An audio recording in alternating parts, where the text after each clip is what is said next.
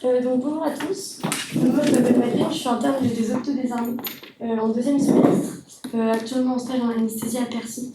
J'étais encadrée pour ce stage par le docteur Philippe Letzolar, qui s'intitule Surveillance de rêve et qui est sur le monitorage de la profondeur de l'anesthésie. Donc tout d'abord, l'anesthésie générale, je reviens très rapidement parce qu'on le connaît tous, mais c'est principalement deux types d'anesthésiques, les anesthésiques inhalées avec la MAC. La MAC, ça date de 1960 et c'était initialement étudié sur très peu de patients. C'était pour comparer en fait, les effets entre les anesthésiques inhalées qui existaient. Et de l'autre côté, on a les anesthésiques intraveineuses avec le propofol et l'Evoque.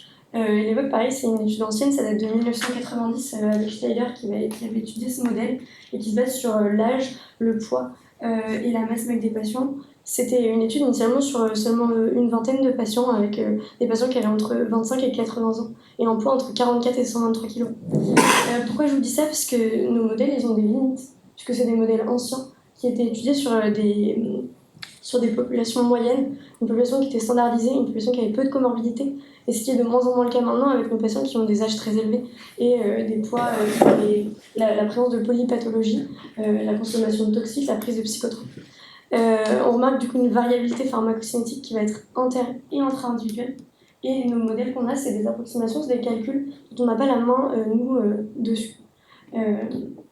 Donc pourquoi c'est important de connaître toutes ces limites? Parce que notre anesthésie, elle a des effets indésirables. On sait tous qu'une anesthésie trop légère, ça va faire... Il y a un risque de mémorisation péropératoire qui, dans les études, est évalué à 0,2%. C'est quand même assez important parce que ça entraîne des troubles du spectre post-traumatique. Alors la présence de mouvements qui vont empêcher le chirurgien d'opérer correctement.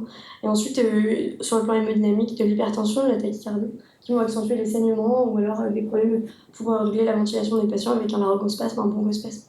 L'autre penchant, ça va être une anesthésie trop profonde. Ça va surtout être impactant chez des patients qui sont fragiles, avec une instabilité hémodynamique. Et ensuite, la présence au niveau neurologique, l'apparition de bursts de suppression, de délirium post-opératoire. Et on sait que ces éléments, ils vont entraîner des troubles cognitifs en post-opératoire. Effectivement, là, c'est une étude que je vous présente qui date de 2021. Vous avez étudié en fait l'impact du délirium post-tremens chez les patients. Il y avait à peu près 110 patients qui étaient étudiés, ils avaient plus de 60 ans. Ils étaient pour une pathologie avec des patients qui étaient là pour une chirurgie abdominale ou thoracique majeure. Et on remarque que quand les patients ils avaient un délirium, donc ça va être la courbe rouge, et ben, ils avaient une moins bonne récupération de leur activité de base. Cette activité a été évaluée grâce à un bracelet qu'ils portaient en fait, et qui remarquait au fur et à mesure les données étaient envoyées. Donc là, c'est pour ça qu'il y a eu du monitorage. Le monitorage, ça a commencé dans les années 1990 à peu près, avec l'apparition du BIS. Le monitorage en anesthésie de la profondeur, c'est recommandé. Il y a des recommandations de la SAR qui datent de 2011, qui sont assez anciennes et qui expliquent un peu le fonctionnement de l'électroencéphalogramme, mais qui ne se positionnent pas clairement sur quand est-ce qu'il faut l'utiliser.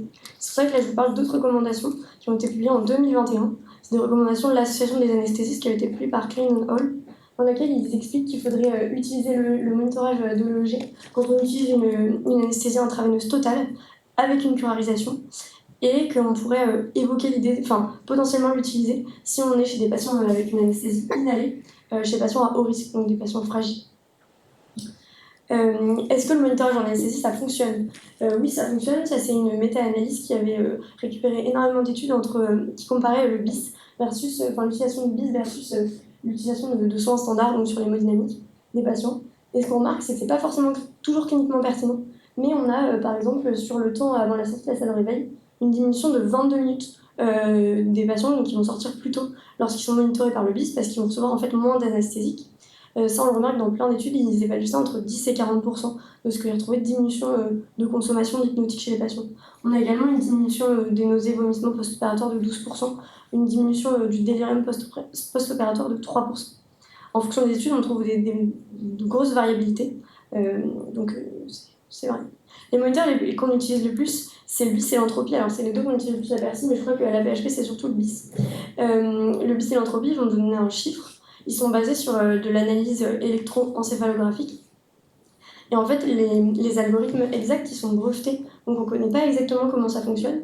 On sait juste qu'entre 40 et 60, ça correspond à une anesthésie une anesthésie correcte pour le patient et un patient qui va normalement être à des niveaux adéquats d'anesthésique, ni trop ni pas assez.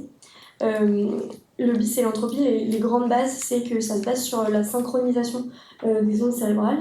C'est-à-dire que pour le BIS, par exemple, on considère qu'un patient qui est éveillé, c'est un patient qui va avoir plein d'ondes cérébrales différentes et donc un asynchronisme, donc un bis élevé, et inversement, un patient qui va être sédaté, ben, ça va être synchrone parce que ces ondes cérébrales elles vont être plus calmes entre guillemets.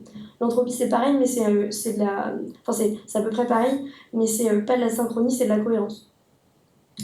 On sait que ces moniteurs ils ont des limites.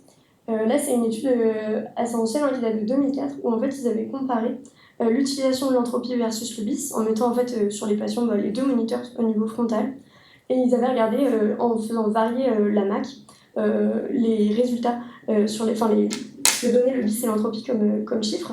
Et en fait, ce qu'on remarque par exemple, c'est que ici dans ce carré rouge, on a un bis qui est très élevé, entre 60 et 80, donc normalement on considère que le patient n'est pas assez sédaté, alors que en fait pour l'entropie, le patient est trop sédaté avec une réponse entre 10 et 40. Et ça marche dans l'autre sens également, avec ici une entropie supérieure à 60, donc un patient pas assez sédaté. Et pour le bis, les patients qui sont trop sédatés où il faudrait diminuer les sédations. Donc nos moniteurs, ils ont quand même des limites, et la question c'est comment on peut faire mieux. Comment on peut faire mieux? Et ben, en fait, c'est en comprenant un peu mieux le monitoring. Donc là, je vais vous parler un peu d'électroencéphalogramme. Alors, ce qu'il faut se rappeler, c'est que le cerveau, c'est des milliards de neurones qui communiquent entre eux. Et en fait, ils communiquent par dépolarisation de membrane. Ces dépolarisations de membrane, tous les neurones ensemble, c'est ce qu'on voit sur le schéma ici, ça va entraîner un champ électrique, un champ d'action locale, pardon, qui va donner en fait ce signal qui est en fait ce qu'on voit à l'EEG quand on regarde par exemple quand nos patients ils sont monitorés, qu'on leur fait un EEG, et ben on a ce résultat-là. Comment on y accède grâce à l'EEG? Ben en fait, c'est parce qu'il y a des neurones pyramidaux qui sont ici, qui sont perpendiculaires sous le scalp, donc qui sont très proches du scalp, et on va poser nos électrodes donc pour le bis et l'entropie sur le niveau frontal sur le crâne, et ça va nous permettre de capter grâce à nos électrodes. Les fréquences qui vont capter, c'est entre 0 et 50 Hz, et en termes d'amplitude, c'est entre 20 et 200 microvolts, ce qui est très faible par rapport à un ECG par exemple. Donc là, on prend notre électroencéphalogramme qu'on a sur la gauche. Et en fait, ce qu'on se rend compte, c'est qu'on peut le différencier en différentes ondes qui vont être caractérisées par leur fréquence. Par exemple, quand on est ici, on voit qu'il y a une espèce de tendance comme ça, qui va en fait être notre onde du bas, qui est entre 0,1 et 1 Hz, ce qui correspond en fait à 1 cycle par seconde. Et ici, on retrouve l'autre onde qui est du coup beaucoup plus rapide, donc une fréquence beaucoup plus élevée, entre 8 et 12 Hz. Pourquoi c'est important de savoir ça? Parce qu'en fait, on va se rendre compte que nos ondes, elles vont avoir un impact clinique. Et en fait, on peut différencier ces 6 types d'ondes qui vont avoir chacune leur influence sur la clinique, qui vont refléter la clinique du patient.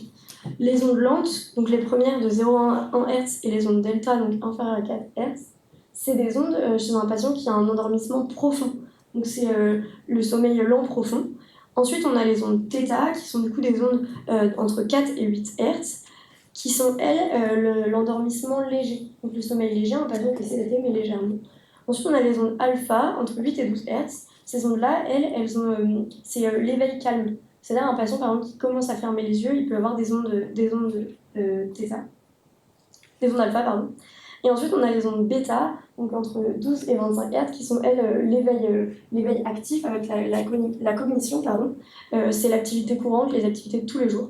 Et enfin, les ondes gamma, donc on voit qu'elles ont une très haute fréquence, puisque ça peut aller jusqu'à 80 Hz, qui, elles représentent la cognition la plus importante. C'est la réflexion très intense qu'on peut avoir, par exemple, quand on travaille.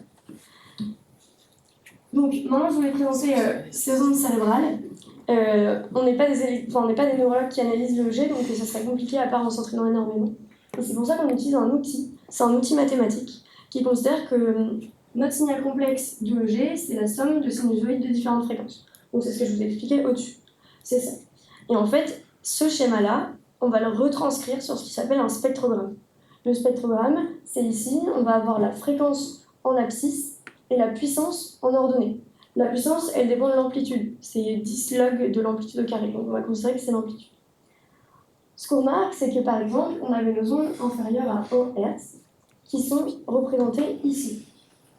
Et la hauteur, entre guillemets, de notre courbe, ça va correspondre à l'importance de ces ondes au niveau cérébral, leur amplitude.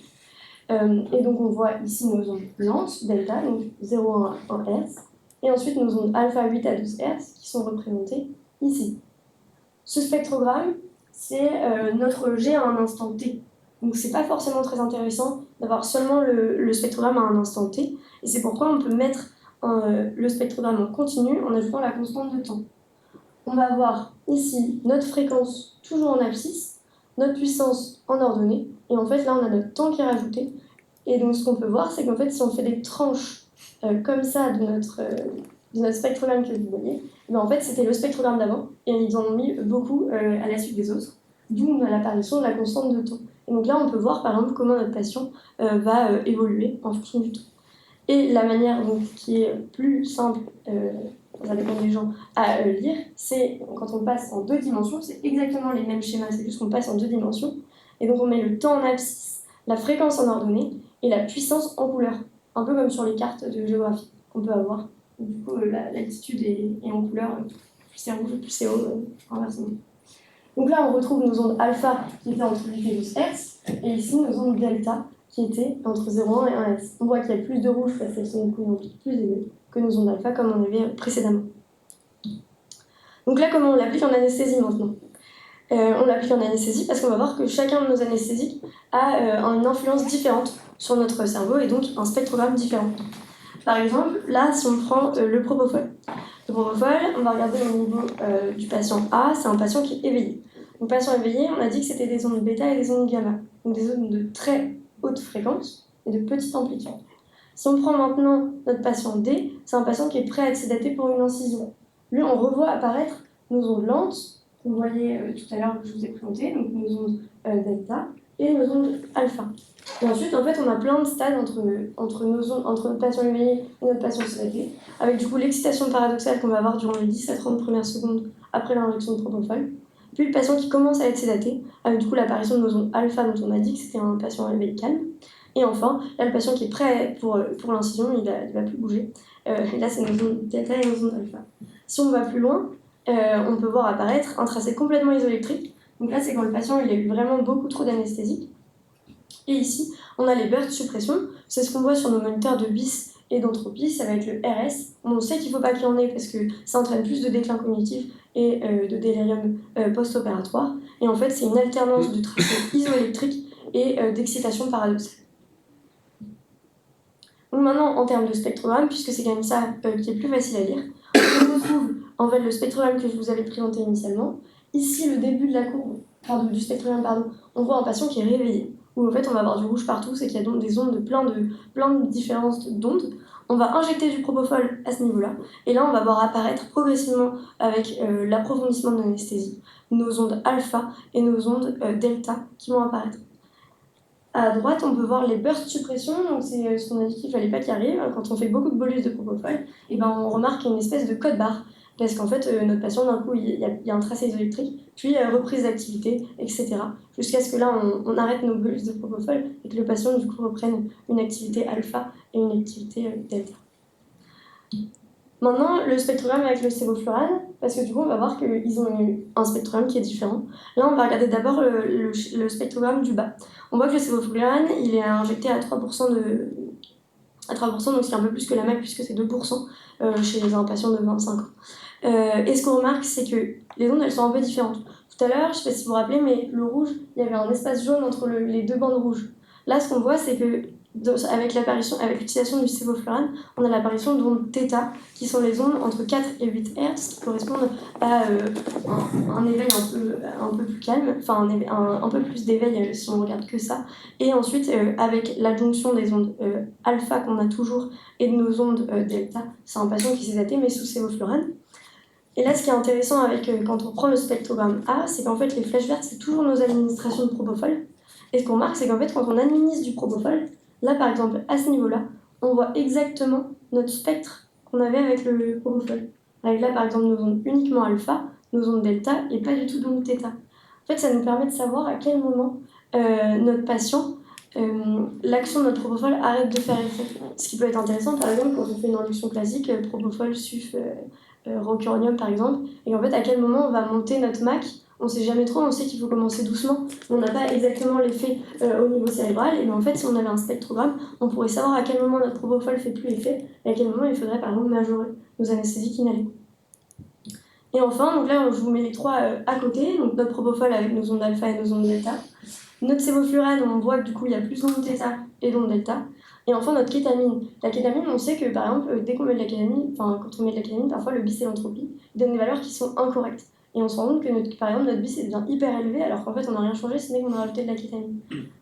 Pourquoi? Et ben, en fait, parce que la kétamine, ça active au niveau cérébral et ça entraîne en fait l'apparition d'ondes gamma. Donc, comme on avait dit que notre bis et notre entropie, c'était la cohérence ou la synchronie de nos ondes cérébrales, et ben on voit que l'apparition d'ondes gamma, ça perturbe ces moniteurs. Ce qui est du coup intéressant avec les spectrogrammes, c'est qu'on saurait quand est-ce que la kétamine par exemple ne fait plus effet, et si on a notre bis en même temps, on sait à quel moment on peut réinterpréter notre bis. Maintenant, est-ce que le spectrogramme c'est faisable? Parce que là je vous parle de choses dont on a eu un cours à la faculté. Et bien en fait là ils ont fait une étude pilote, enfin pas une étude pilote, une étude en 2022 aux États-Unis où ils ont étudié, en fait ils ont pris des étudiants à qui ils ont appris le spectrogramme, c'était des internes d'anesthésie. Ils ont fait d'abord l'étude avant en faisant deux groupes, il y avait 20 étudiants versus 20 autres étudiants. Ils leur ont fait anesthésier des patients de manière standard pour montrer qu'en fait la consommation de chloroform était identique en termes de MAC total administré aux patients. Ensuite, ils ont fait le e-learning, c'était un e-learning avec des quiz également qu'ils avaient, et une aide-mémoire. Et ils ont comparé si le groupe intervention, donc, qui utilisait que le spectrogramme sans le BIS, versus le groupe contrôle qui avait droit au BIS, droit à la surveillance hémodynamique, etc. Il y avait une différence de consommation d'hypnotique. Pourquoi une différence? C'était une différence de 33%, ce qui est assez important. Ils avaient dit 33% parce qu'ils avaient remarqué que dans d'autres études, ça avait un impact clinique avec une diminution du délirium post-opératoire, du déclin cognitif. Et en fait, bon, ils ont remarqué au final qu'il n'y a pas de différence significative dans ces deux groupes. Mais la seule chose qu'ils ont trouvé, c'est une diminution du temps d'hospitalisation chez les patients qui avaient eu, qui étaient dans le groupe intervention, donc qui avaient eu l'anesthésie titrée par spectrogramme. Ils avaient observé une diminution de 2 jours. Les patients sortaient à 2,3 jours pour le groupe intervention versus 3,8 jours pour le groupe contrôle. Donc en conclusion, il nous semble quand même assez intéressant de savoir interpréter le spectrogramme. Ça nous permet en fait de mieux personnaliser notre anesthésie et de plus avoir la main sur notre monitorage, parce que comme ça on ne se contente pas juste d'un chiffre du bis ou de l'entropie. Il est important de comprendre les enjeux et les limites de nos moniteurs, parce que justement quand on les connaît, on peut mieux les utiliser. Et il faut du coup toujours monitorer les sujets fragiles, voire monitorer tous les patients.